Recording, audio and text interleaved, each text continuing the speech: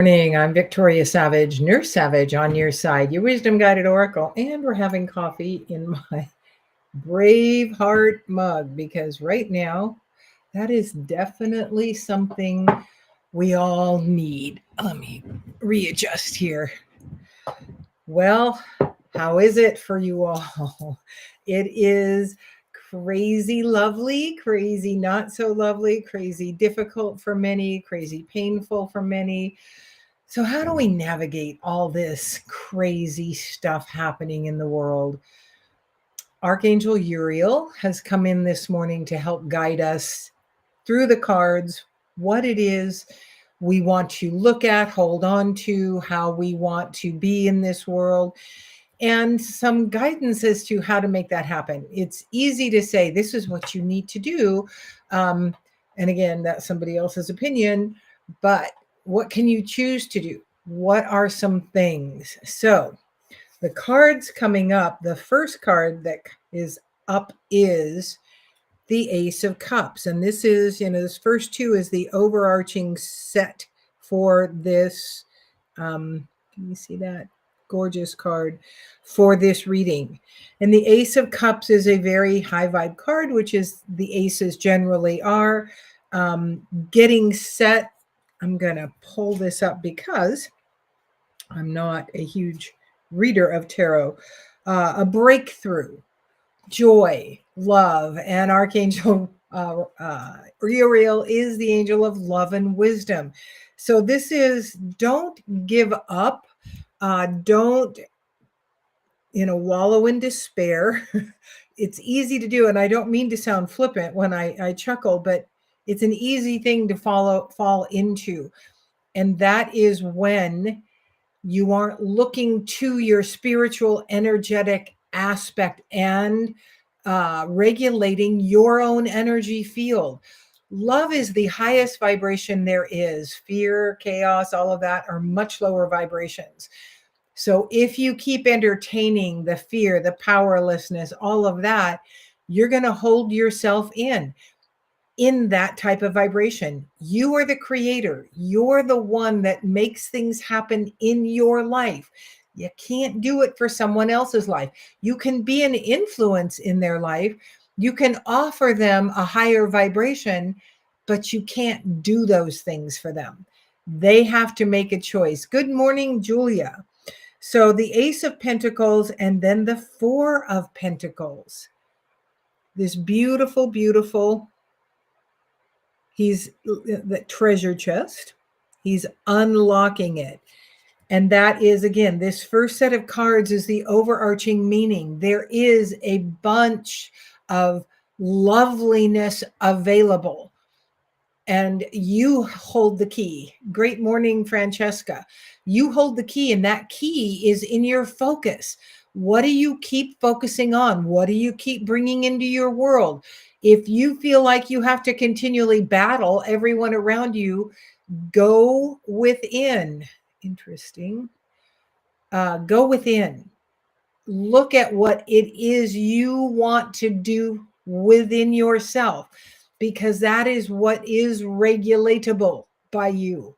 You can't regulate anyone else, but you can affect their energy. What they choose to do with that is not your business. So the Four of Pentacles, I have the Druid Craft Tarot and the Radiant Tarot. The Druid Craft Tarot is one of my first ones. So the Four of Pentacles. And Pentacles is always about material wealth, building wealth, security, rootedness.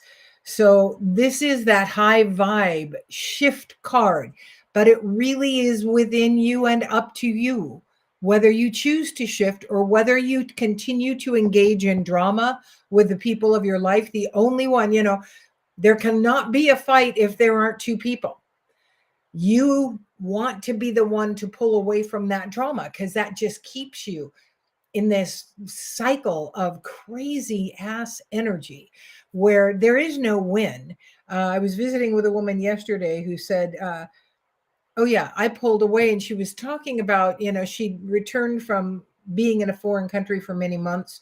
And not one of her family reached out to her, which she said, I'm really okay with, because I don't fit their box anymore. And immediately I went to people that used to be in my life when I was a child and I had no control over that possibility, who were game players.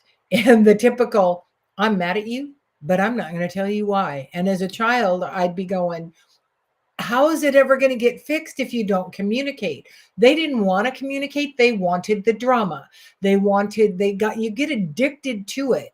So the way to navigate and live in this world, which is quite chaotic, quite changeable, quite unpredictable, is to pull inward, meditate, you do you, connect. I'm open, I'm willing, I'm ready, guide me. And then allow the answers to come within getting quiet. The King of Swords is the next one that comes up, which is contemplation and choices, making a thoughtful decision, because the Two of Swords is the next card that came up in reverse. So we've got the King of Swords from one deck and the Two of Swords from another deck. The Two of Swords, when it's in reverse from the Radiant Tarot, is an impasse, a hesitance. The King of Swords is telling you it is time for you to make a decision. You have two very different choices in front of you. And for each of that's different, what those choices are. But it is always a choice to stay rooted in the negative, the chaos, the infighting, the suffering, or a choice to move in another direction, which is connecting to your higher power, trusting that you can receive what you need. And that constant connection, that constant prayer, inviting your wise self, your higher self, your guides, your angels, your companions, the galactic family you're part of, inviting them in to help you see what is coming up for you, how you can navigate things with less strife and more honor within yourself, honoring the truth of who you are and what it is you get to do in this world. So the next card that came up was the Ace of Pentacles. Lovely, again, in reverse. And the Ace of Pentacles in reverse is telling us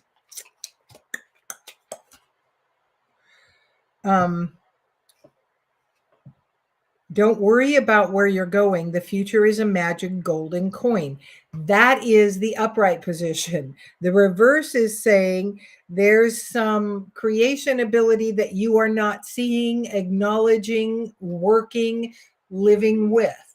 This is you not really understanding the truth of who you are in the creator of this life. And I'm sure many of you out there right now are going, there's no way in hell I would create this. This is awful. I don't like where I'm living. I don't like what's going on in my life. I don't like the people that I'm surrounded with. Then you want to think differently. You want to choose different, quote unquote, daydreams. Your thoughts are energies that go out. Your words are energies that go out. If you were constantly a victim, particularly a victim to others, you want to go within and find out what it is that is feeding within you, because you are the only one that can shift that energy. You can keep looking to others, but it isn't going to change until you acknowledge that you have created this crap and that you can uncreate it. The trust in yourself, I put out there that muscle testing video, because that is like a first step to beginning to trust that you can get your answers, knowing that we're not always going to be right because we are human. But if you fail once, you're not done. My 5-year-old granddaughter recently, they had a thing with their classes, all 3 kindergarten classes. And what they presented is they've been studying birds since January, and they went to the Birds of Prey Center, and they've got some finches in their classroom. They're hatching eggs, all of this. And each one of them chose a bird that they wanted to study, and they had to draw that bird. And so they had this display after they did some songs, and they presented. My granddaughter was one that got to get up and just present what it is they'd been doing and why they'd been doing it. And so, what this was teaching the kids, which is incredible, was the process of creating something. And it showed the 4 different drawings of what their bird looked like at the beginning, and the going back, making the changes that they needed to make. And it was a huge learning process. And the teacher said, really, there were tears for several throughout this process in the, well, you want to do it again because it's not quite there. And so it showed those 4 processes, or those 4 revisions. And then they asked us to visit several of the stations where the kids had the display set up so they could present to us what they knew about the bird and quiz us about what we knew. This was Anna's hummingbird, and they made note cards with these kids' drawing. This is my 5-year-old granddaughter's drawing of the hummingbird. I wanted to buy all of them. They were so cool. But this one, of course, I knew immediately. We have them here, ringneck pheasant. And I don't, honestly, I don't know who this child is. I've been with her class a couple times on field trips, but I don't know that little person. But it was amazing. And it taught them what we need to know. Things are not going to be perfect in this changing process of the growing us, our spiritual light. And so we keep revising. If what we do, let's say we trust an answer that comes into our mind, which is where Creator talks to us mostly. We trust it and we act on it, and it doesn't work out the way we expected it to. Was it wrong? Well, not really. What it showed us was something that would not work, and that there is a different way. And you keep building from that changing process of revision, understanding that everything that you have experienced in this life goes into creating who you are now and where you're moving towards. It is owning all the processes, the good, the bad, and the ugly. The last card in this reading is the 9 of Wands. Beautiful, beautiful card. And it came up in reverse. That is the Druidcraft Tarot. And this book is organized just a little differently. The 9 of Wands, the final challenge, caution. You may feel isolated, or that you've been banished beyond the 9th wave, or you may be trying to ward off a problem or difficulty that refuses to go away. This is kind of a repeat. You've been here before. It keeps happening over and over again. It's like revise, find out what it is feeding in you, what it is you keep bringing it back to yourself for. That's standing in your power. That is no longer being under the circumstances, not a victim anymore, but a co-creator with God, Creator, the universe. Through your energy, again, your words create, your beliefs create, your thoughts create energy, and it goes out, finds the same kind of energy, and brings it back to you because it has no judgment. It just goes, oh, this is this vibration. I'm going to go out. I'm going to find the same vibration. I illustrated before how vibrations match and they start connecting. If you have 2 guitars in a room, way across the room, and you hit the D string on one, you go over, the D string on the other guitar is vibrating because their energy matched up. Their vibration was the same.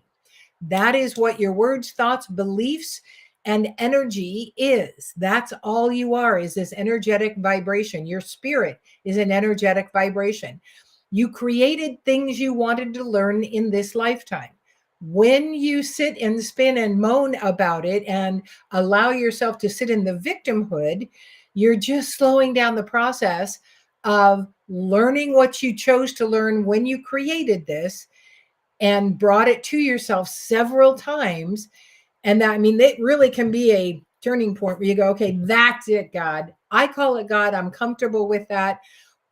I need to know here. I am choosing to understand what I brought this to me for so many times. What is here for me to learn, grow, and expand with? And then pay attention to the thoughts that come in your mind. Be open, willing, ready. That prayer, that mantra, that saying that you offer up to your spiritual power team, your guides, your angels, companions, the galactic family that you came from, whatever your belief system is, it does not matter. It is you being willing to invite them in to help you navigate these changing, crazy, chaotic, fearful, challenging times. So you be the designer, bringing yourself love, wisdom, living from that, knowing that revisions may have to happen because it wasn't exactly the way you thought it was. It's like working however many jobs I worked before I became a nurse. The only one I really liked was being a wait person because it was fast paced, it was people oriented, it was changing all the time, and pretty instant gratification with the tips. But every other job before that helped me successfully identify what I did not want to do for the rest of my life. The job that probably paid me the best was as a checker at Safeway, and that was a job I almost hated the most. It was mindless. It was boring. I just did not like it at all. And so I successfully identified several different jobs that I did not want to do again. I take that back. The job I really hated the most was trying to sell encyclopedias door to door. That was awful, painful, terrible. So much self judgment in the process that I couldn't do that easily. And I wasn't real manipulative. So, anyway, we've all had learning opportunities. How we choose to look at them, work with them, move forward, or sit and spin in victimhood is totally up to us. Think we are complete here. Thank you so much for joining me. Remember, there is still one spot left in this retreat. If you're ready to expand, move forward into your power, and you want to make this happen, reach out to me and we will make it happen. Thanks so much for joining me. I'm Victoria Savage, Nurse Savage on your side, your wisdom guided oracle. Until we meet again.